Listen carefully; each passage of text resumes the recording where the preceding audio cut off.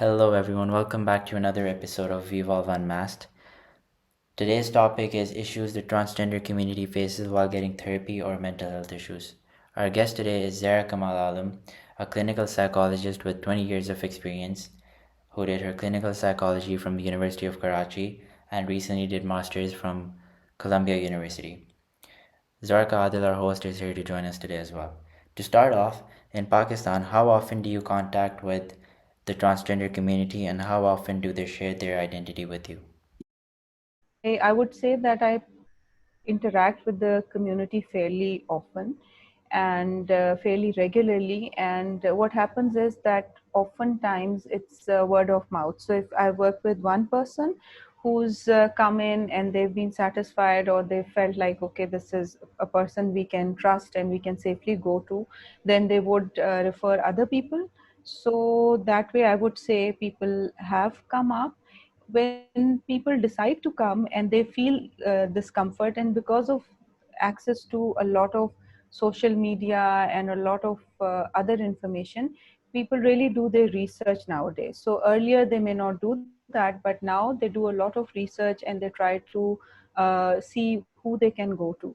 And so they are fairly open about their sexuality or identity issues, and sometimes they're also not very sure. So when you, as part of your regular sessions with them, you explore these issues, they do come up and then they're trying to sort of understand where they stand in terms of these issues. So do you think when you're dealing with LGBTQ community, you have to take a different approach while dealing with such patients? And do their mental health have differentiating factors as compared to people with different identities? So I think I don't have to take a different approach, because you see, what a basic approach that you need when you're working with anyone, an adult or a young person, is that you have to be non-judgmental. You have to allow them an opportunity to speak. You have to ensure that there is confidentiality. So the basic principles remain the same.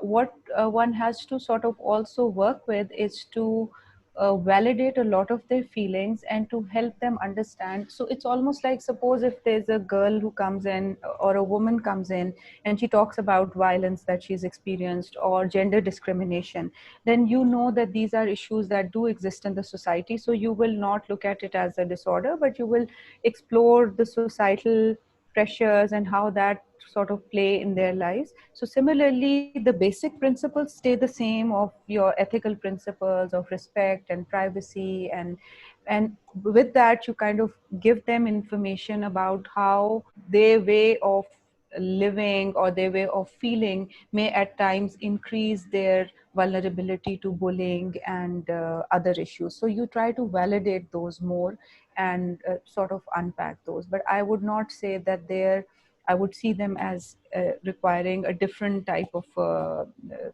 intervention, because you cannot also clump them all together. Some may have issues, say, with anxiety. Some may have issues in a relationship. Some may have issues in dealing with their families, which other people would have, regardless of their sexuality. It's just that the issues may become a bit heightened depending on how comfortable they are in disclosing what they're going through or what their identity and sexuality is all about to their friends and.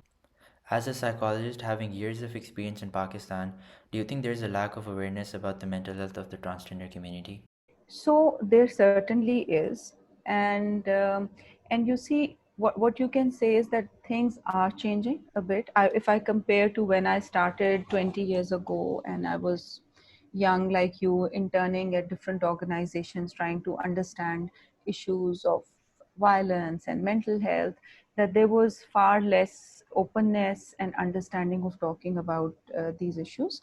But I do see in certain quarters, I wouldn't say that everywhere, and perhaps I often wonder that, you often interact with like-minded people, so you think that things are changing, but that may not be the case. So I don't have research to show that, but we know that there's a Transgender Rights Act, and then you see a lot of groups that come up and they talk about issues, but still there has to be, these groups have to ensure their own safety.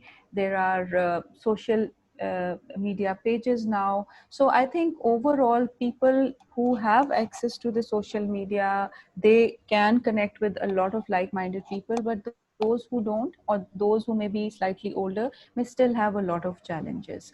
um, so my exposure to the issue started because when I started working, I consider myself lucky that I ended up working in an organization that was doing some pioneering work on issues of sexual abuse. Mm. And so when we started talking about childhood sexual abuse, a lot of times young people would write to us. So, and in that, they would write to us and they would say, my issue is not of the sexual abuse I have experienced, but is related to my sexuality. Or they would say that we think because we were sexually abused, that's why it's affected our sexuality, which is not the case. So we started getting a lot of queries and concerns and questions around that.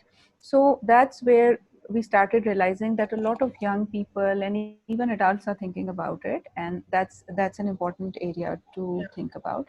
You see, we have the cultural, we have the religious, we have the constitutional barriers to it as well.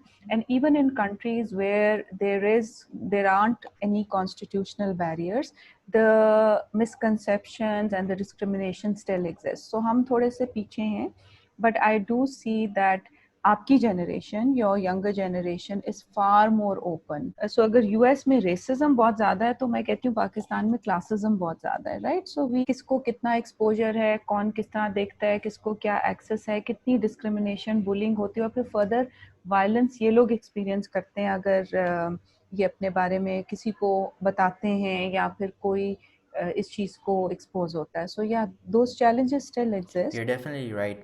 I think it's just a taboo in Pakistan where people don't even like to think about it unless it comes to them. For example, I own an Instagram page where I raise awareness about trans people in Pakistan and other mental health issues. So I did my research about that, and I've seen how over the years everything has evolved, and trans people enjoy far more rights than they did before. Also, it's not just about trans community, also about other LGBTQ, like they deserve same amount of attention as does the trans community. So what's your opinion on that? How do you ensure people's safety? Because one idea is that how do you ensure that people are physically and emotionally also safe, and then how do people organize themselves to bring about changes in their lives? So that is also something which people keep balancing Mm. in a country where there could be a lot of backlash. So those are, of course, the considerations for a lot of people who are advocating for the rights. Certainly.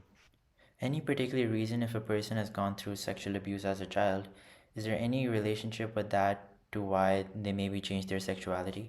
For example, particularly, I would say that this would come up a lot in boys who would contact us, and so they would say that, okay, I'm attracted to the same sex, and could it be because I my first sort of experience, which was abusive in nature, was with a man? So is that why I feel like I'm attracted to them?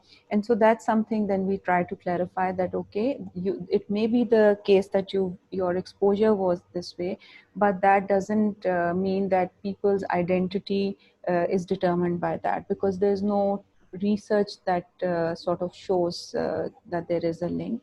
And so that's a separate thing, but then they start feeling more guilty and they start questioning uh, that this could be the reason why they feel a certain way. So somebody asked me that what are your views about these issues, and I said कि देखो, ये तो आपकी जिस जो है उसकी अपनी चॉइस है. तो उसने लड़के ने मुझे बड़ी अच्छी बात की. उसने कहा, मैम, ये हमारी चॉइस तो नहीं है, Mm. ये तो this is how we feel and this is how we are. It's not something I'm choosing. और वो मुझे इतनी उसकी बात, और मैं जब वो चॉइस की बात करी थी, I meant कि you are, आपकी अपनी choice in the choice sense कहती है, बट उसने मुझे ये बात इतनी इंटरेस्टिंग लगी कि इट्स ऑलमोस्ट लाइक अगर आप किसी चीज से, it's not like you're choosing between two things that you like, but it's one thing that you're aversive to, or you're not even attracted to, so then you don't have the choice. And for a lot of young people, I also see that there is such a struggle to fit into a sexuality that is largely accepted by the society. और उनका constant struggle अपने आप से ये कि नहीं हमने इसको बदलना है, ये सही नहीं है और इतना challenge है. So अक्सर लोगों के जहन में ये ख्याल आता है ना कि these are liberal young people और ये तो बस ऐसे ही कर रहे हैं और ये बस experiment कर रहे हैं और इनको कोई वो नहीं है. It's not that. A lot of them are actually struggling because in a society where there is hardly any acceptance, it's very tough to navigate. So वो हमारी एक misconception है कि this is just people is trying to be different or trying to be cool. It's not that. People are actually uh, trying to actually fit in. When someone comes out, there's a lot of stigma, especially in Pakistan, because our constitution also, is quite controversial in this sense. So, if a person is coming out and their parents, for example, say that, oh, it's just a phase, what should they do? It again depends on their level of distress, right? कि वो कितने comfortable हैं, which spectrum are they on, how comfortable they are. So you would hear of these cases still exist. और past में तो ऐसे बहुत सारे cases होते हैं. And when I would explore their sexuality and I would learn that they're not even attracted to the opposite sex. So for them, even thinking of being in the relationship is very difficult. So some would be so distressed. It's not easy going through those experiences, and it could be a phase for some, and not really a phase, but it could be somebody just trying to explore who they really are, or they may be at a level where they are attracted to both. ऐसा भी होता है. But for some it's very clear that that's not the case, and then that becomes a very difficult choice. Having said that, I know of couples who are that they communicate with each other, they understand, and then they make choices that can work the best for them. So वो मगर again वो मेरा वही फिर होगा कि मेरा probably experience ही सिर्फ उस group के साथ हो रहा है, and that's why I'm seeing that change. But largely speaking, it's not the case. Do you think there's a lack of training on trans or even LGBTQ issues in healthcare education programs? Because this could affect how psychologists deal with patients, so they could either take a neutral position and disregard their issue of sexual orientation or gender identity, even though this information might affect their treatment. Hmm. So देखो, so for example, I can say to you, when I studied many moons ago, 20 years ago. So these issues were not very much discussed in our curriculum, in our training. Maybe the newer groups are discussing it and they are talking about it. A lot of the work that uh, doctors and therapists and counselors have to do is at their own personal blocks. So you could have the same reaction to somebody coming to you talking about a lifestyle that you're not comfortable with, or may clash with your religious views or your cultural views. So उसमें ये होता है कि a lot of introspection is something that you need to do on yourself to see where you stand, because if you don't, then your way of talking, your way of communicating is going to communicate that bias somewhere. So in the past we have heard of cases, आप लोगों ने भी सुने होंगे, where people have called out certain individuals who they've gone to for therapy, who've told them things, or they haven't kept their confidentiality. और फिर हम इस तरह के cases, even recently I have heard of people practicing the conversion therapy, जो एक ज़माने में practice होती थी, जो कि बहुत समझी जाती है कि harmful है and can cause distress, because वो एक ज़माने में इसको disorder समझा जाता था ना. So वो उसको change करने के लिए जो practice की जाती थी. When I initially started, a mother brought a 3-year-old, and the way he dresses up, the way he identifies what he wants to do, वो सारा कुछ is like girls. So I used to think कि मैं अब इसके साथ क्या, what, how do you change that with that, right? और फिर वो Aahista Aahista we saw the shift where they said, you just make young children and young people comfortable in who they are, और उसको believe करते हैं. So, what are certain guidelines that, say, therapists or trainers can adapt to avoid such issues? सबसे important चीज़ है कि अगर किसी की भी ट्रेनिंग हो रही है, चाहे वो मेडिकल डॉक्टर है या वो साइकोलॉजिस्ट है, is to really talk a lot about these issues and to really understand their own biases and personal blocks, right? Which requires कि आप इसके बारे में बात करें, myths and misconceptions को understand करें, values clarify करें, आपकी value है तो आपको कैसा महसूस होता है, अगर किसी और की value है तो what does that mean? Because you know that if you want to search for information, the कोई किताब कोई आपको चीज़ गलत तो नहीं कहती ना. Everyone you talk to would say yes, it's important to maintain confidentiality, yes, we should be non-judgmental, we should respect, but when it comes to the actual practice it doesn't show. So no matter how many skills and knowledge you have, unless and until you really try to work on your personal blocks and you try to work on your own attitudes, it will keep showing in how you sort of transmit that knowledge and that skills. So you know, clients would even ask me कि आपका इस्तिखारे पे क्या ख्याल है या आपका इस belief के बारे में क्या ख्याल है, and it's very difficult because obviously that's important to them. So we encourage them कि भाई आप उसके लिए you speak to a religious scholar, you speak to, there are different schools of thought, you talk to them, but they're also sometimes, because people are distressed, so they are looking for answers and they are looking for some kind of satisfaction और तसल्ली कि कोई हमें कह दे कि ये गलत है या ये सही है. तो वो हमारा बहुत ज़्यादा काम नहीं होता unless of course you see somebody being bullied or somebody being someone in a violent relationship. So there you do educate them and tell them कि देखो जो ये हो रहा है, this is violence and this can affect your safety. People do suffer from gender dysphoria. How do psychologists or trainer diagnose that their patient is suffering from such a crisis? You see, the one thing is that a lot of the identities are fixed. They are so cultural, they are so social. एक तो वो भी बात है, right? So if a girl wants to play cricket, आज से अब तो cricket team भी है, so it doesn't really matter, right? तो अब लोग मानते हैं, but कुछ चीजें वेस्ट में लोग करते हैं, इधर नहीं करते, तो people, you will have parents panicking on that. ये बेटी मेरी जीभ तैयार नहीं होना पसंद करती, लिपस्टिक नहीं लगाती, लड़का सारा वक्त कुकिंग करता रहता है, and you know those are really the gender norms. But this dysphoria goes beyond that. So there's a discomfort, there is a complete discomfort with their own being. That's what you, it's not about what their likes or dislikes are, but really about their being. What do they feel from inside? So who do they relate to, who do they identify with? So a person could say that yeah, I do feel like I'm a woman, but I do have all these interests okay, technically people may think they are, men should only do that, which is changing of course, but the feeling that you know you're not comfortable with your body, how what your being is, or the identity that has been given to you, that is where the focus is when you try to understand who may be going through that kind of a challenge. When it comes to identity, the sexuality bit is slightly, you know, is different. It's different on it's very seldom that parents would come in and say that my child reports कि उसकी इस तरह की sexuality. When people, especially in Pakistan, since we're so marginalized in this sense, right? So, talking about Pakistan in general, when patients do talk to their therapist, the therapist ends up contacting their parents and outing them, which leads to trauma on patients.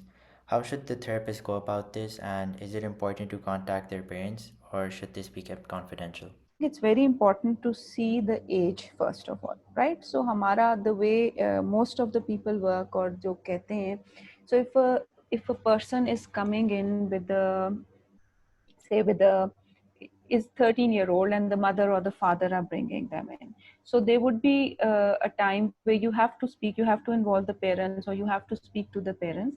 But we do tell the, even a 13 or a 10-year-old, we tell them, I tell them at least, that whatever you and I are talking about, it is confidential, but since your parents brought you in, I will have to also tell them what are some of the issues we're talking about, or what are the challenges.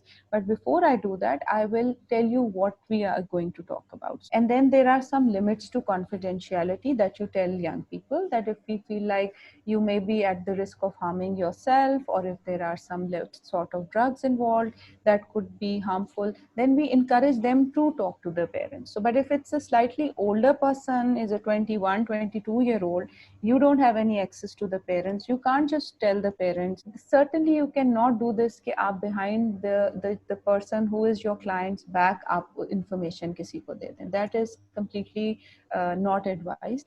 अगर कोई बहुत high risk group है, so sometimes you are in a dilemma कि somebody is at a risk that they are doing a lot of drugs, and then they're also at a risk of harming themselves or killing themselves.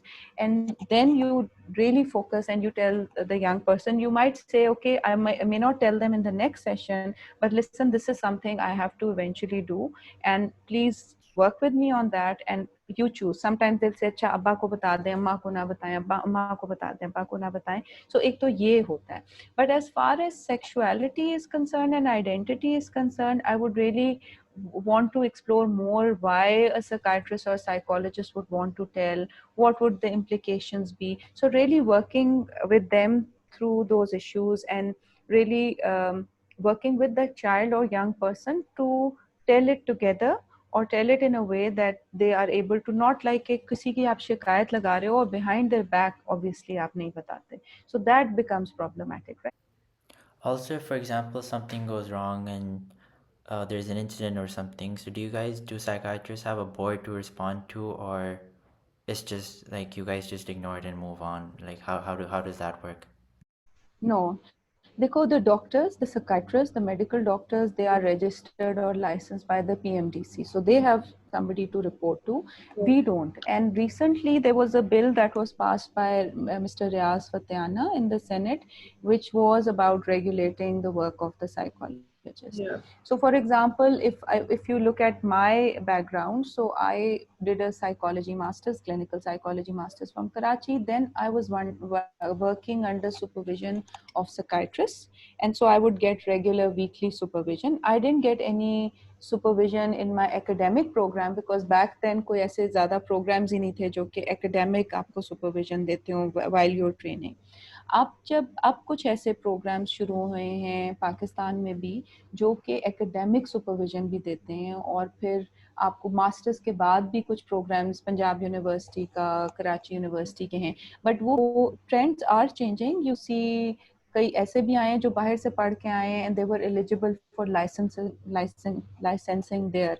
तो हम लोग जैसे बहुत, मैं जिस तरह पुरानी पढ़ी हुई हूँ तो हमारे उस ज़माने में इस तरह की चीज़ें नहीं थी. बट अब एक अवेयरनेस आ रही है और इस चीज़ के ऊपर भी काम किया जा रहा है. और ऑर्गेनाइजेशंस ये करती हैं कि so for example an organisation I work with for the longest time, they would have a very regular weekly bi-weekly supervision system where counselors were required to share their difficulties. They talk about their own stressors and problems that they experience. So, and some are doing it on their own, so they would do it, but we're not answerable to anyone. Yeah. So my last question is that what are certain mental health issues that people who have come out with their identities in their social circles, what are some mental health issues that they face, given that their the response they got was not supportive? It would be difficult to sort of box them in one sort of type of an issue, because you see personalities as individuals, all of us are so different. We all have different backgrounds, we have different tendencies. um, Overall globally, research does show that there is more chances of self-harm, suicidality, anxiety, because of the fact that there is so much pressure around, that these things become much more pronounced. But having said that, I wouldn't sort of say that uh, that okay, this kind of a disorder would be existing. Or of course the problem would be that they would have to a lot of times, for their own safety and security, they would have to lead a life where they cannot be open about a lot of things in their lives, right? So people may ask them things like आपने शादी क्यों नहीं की, या they might just out of pressure be married, or they might choose a different way, or might be made fun of. So some of the challenges they experience are to do with bullying, or to do, which could be in schools, which could be then in their work life. That's a challenge they experience, and so because of that, there is a lot of stress. There may be a lot of self-harm. There may be a lot of one challenge is finding people, like-minded people who can understand them. There may also be violence in relationships that they experience, right? Because, and then finding a partner thinking of, if I leave this partner, do I have more choices and options? So navigating through that is also difficult, because a lot of times parents, because of lack of information and knowledge, they sometimes also feel like maybe they've raised their children a wrong way, that they feel a certain way. उनको या तो वो guilty feel करते हैं, या वो गुस्सा feel करते हैं कि उनकी किसी कुछ कमी रह गई है. So sometimes parents को भी educate करना और उनको इस चीज़ के ऊपर बताना कि हम सख्त होंगे तो ये ठीक हो जाएंगे और ये ऐसी सी बात है, तो उनके लिए भी एक वो difficult time होता है. So कई दफ़ा वो relationship strain हो सकती हैं लोगों की.